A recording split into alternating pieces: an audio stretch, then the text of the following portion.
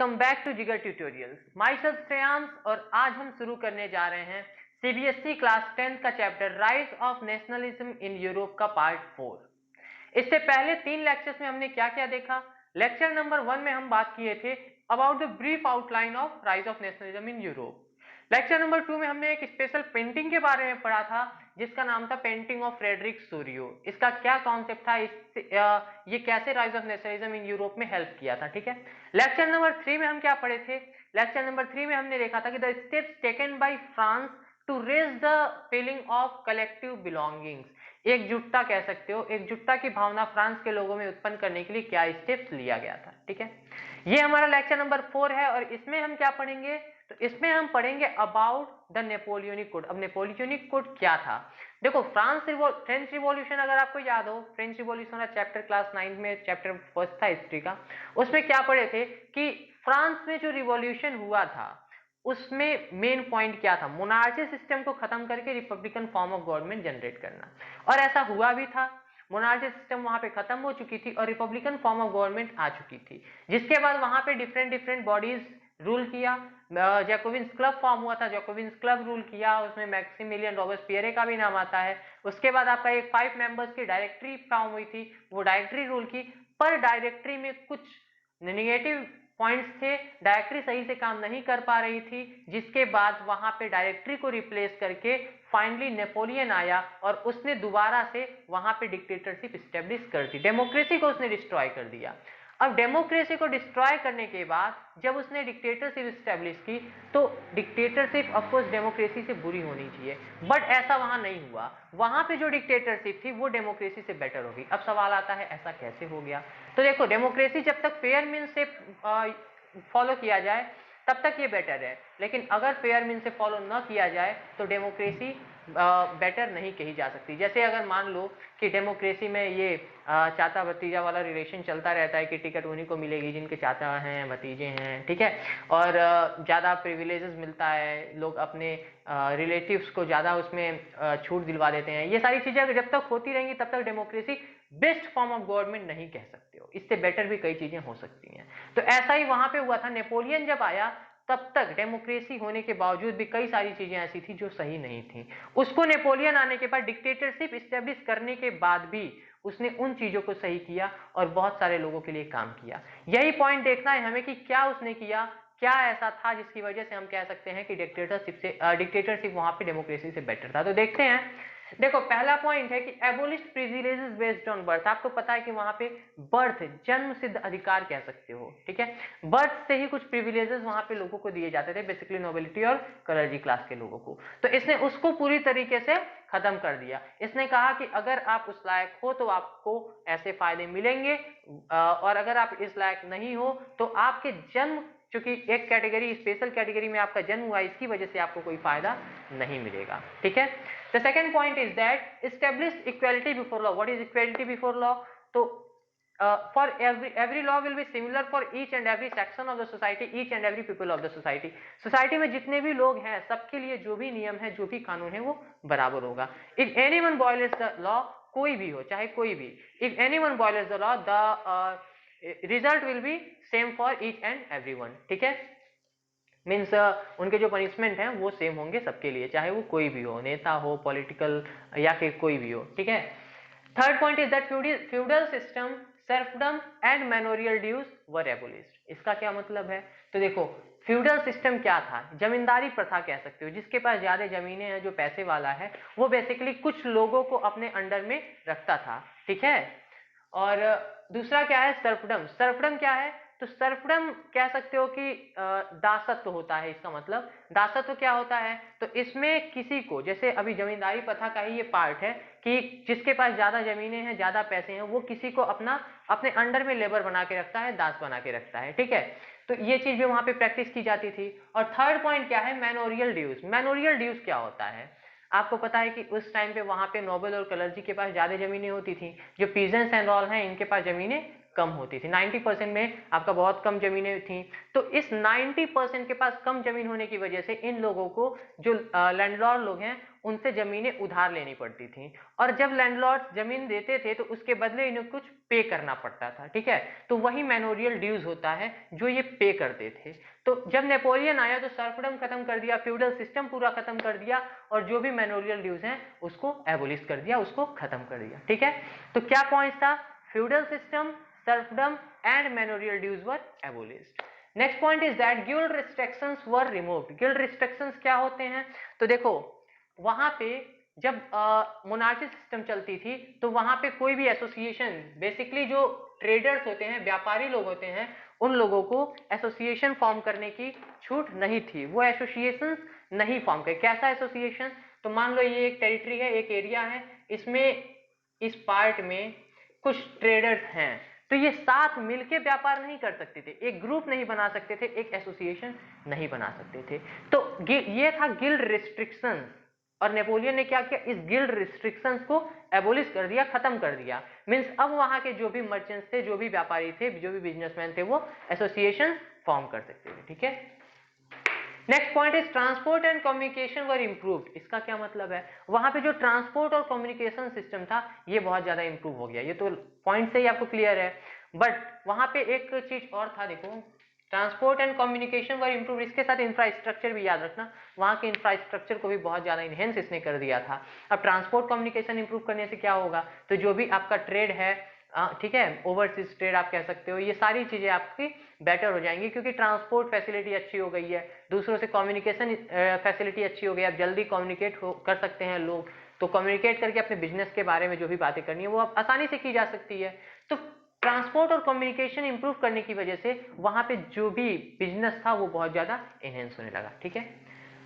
6 point है standardised weights and measurement. इसका क्या मतलब है? तो पूरी सोसाइटी के लिए, पूरी टेरिटरी के लिए, पूरे नेशन के लिए एक वेट, एक टाइप का वेट इसने इम्पोज कर दिया। अब देखो क्या है, अगर मान लो किसी कंट्री में, अभी इंडिया में ही ले लो, अगर नॉर्थ साइड में चले जाओ तो नॉर्थ साइड में मान लो अगर 1 किलो, ठीक है, इस मार्कर के बराबर है, 1 किलो इस मार्कर, आप 1 किलो चावल लेने गए, कोई इस मार्कर को 1 किलो कहा कि हाँ ये 1 किलो है, इसके बराबर आपको चावल तौल के दे दिया। वहीं अगर आप साउथ में चले जाओ और साउथ में बहुत बड़ा सा पत्थर है, उसके बराबर 1 किलो आपको मिले, तो ये कहीं ना कहीं अनइक्वालिटी शो करेगा, एक पार्ट में ज्यादा मिल रहा है, एक पार्ट में कम मिल रहा है, तो इससे टेरिटरी में डिवीजन होगा कि नहीं, वहां पे ज्यादा मिलता है, वो अलग पार्ट है, वो अच्छा पार्ट है, ये बुरा पार्ट है, ऐसा कुछ डिवीजन हो जाएगा, ठीक है। तो इसके लिए इंपॉर्टेंट है कि भले ही मार्कर के बराबर ही 1 kg हो, ना हो पत्थर के बराबर, बट एक इक्वल वेट मेजरमेंट होना चाहिए, इक्वल स्टैंडर्डाइज्ड वेट होना चाहिए, ठीक है।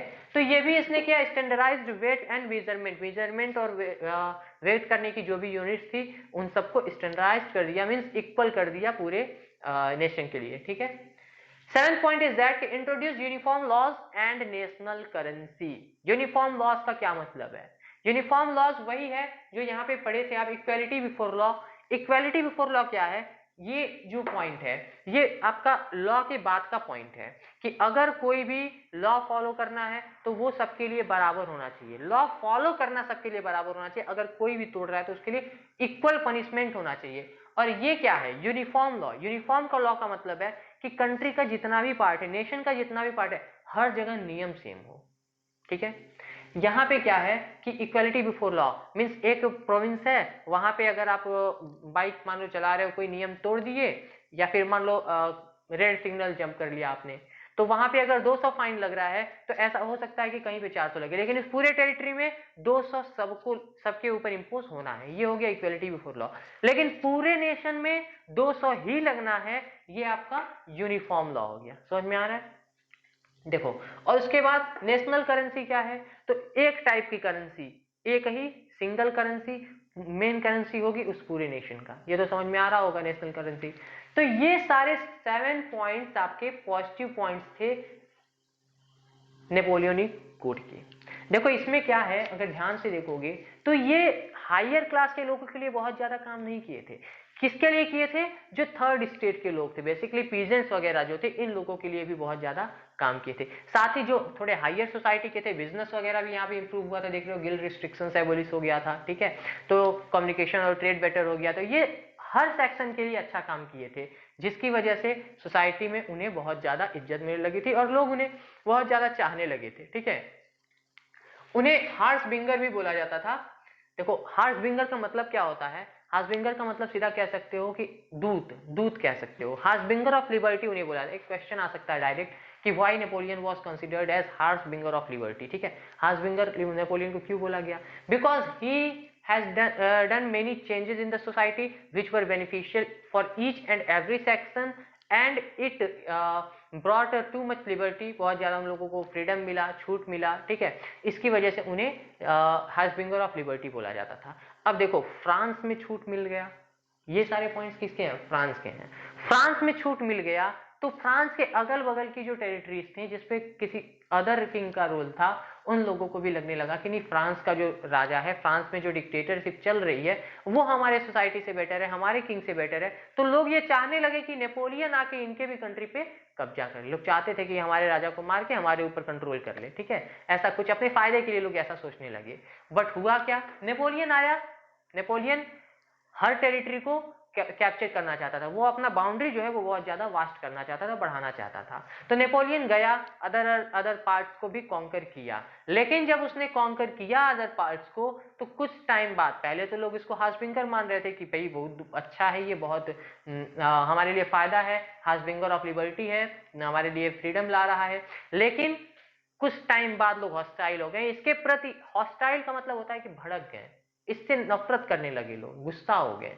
तो ऐसा क्या हुआ कि लोग इसके प्रति नफरत करने लगे? अभी तक तो ये इन लोगों के लिए बहुत अच्छा था। तो देखते हैं ये जो आगे के आपके 4 पॉइंट्स हैं, ये सारे आपके पॉजिटिव पॉइंट्स में आएंगे और ये चारों निगेटिव पॉइंट्स में आएंगे।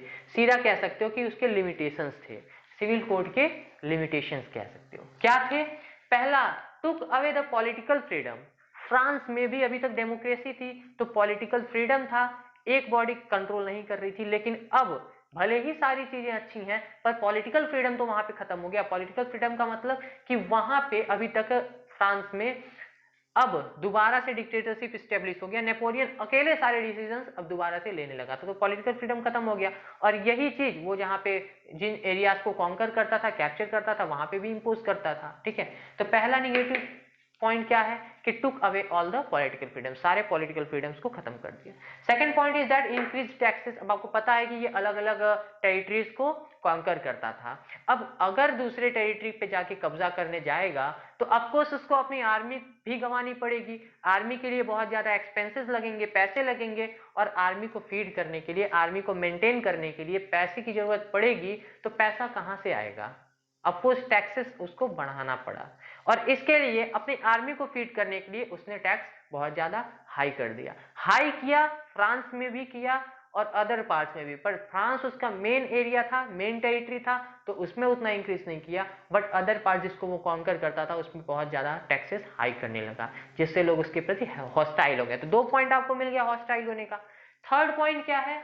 Impose censorship. अब सेंसरशिप क्या होता है? तो सेंसर बोर्ड का नाम सबने सुना है। कोई भी मूवीज रिलीज होती हैं तो पहले वो सेंसर बोर्ड से पास होती हैं। तो कहते हैं कि सेंसर बोर्ड ने इस मूवी को रोक दिया, इस मूवी पे बैन लगा दिया है। क्या होता है ये सेंसर बोर्ड? सेंसर बोर्ड से जब मूवीज पास होती हैं तो सेंसर बोर्ड ये देखता है कि क्या ये सोसाइटी के लिए पॉजिटिव है, सोसाइटी के लिए ये भड़काऊ तो नहीं है, इसमें कुछ ऐसे सीन्स या कुछ ऐसे पॉइंट्स तो नहीं है जो सोसाइटी में कुछ क्या कहते हैं निगेटिविटी पैदा कर सकता है। ठीक है, तो ऐसी चीजों को सेंसर बोर्ड बहुत अच्छे से डीप एनालिसिस करके निकालता है, और अगर कोई भी निगेटिविटी उस चीजों में मिलती है तो वो उसे वहीं पे रोक देता है। यही चीज वहां पे भी इम्पोज था, इम्पोज सेंसरशिप, पर वहां पे मूवीज की बात नहीं किया जा रहा है। वहां पे हर चीजों पे लगभग सेंसरशिप इम्पोज था। हर चीज का मतलब मीडिया पे भी था।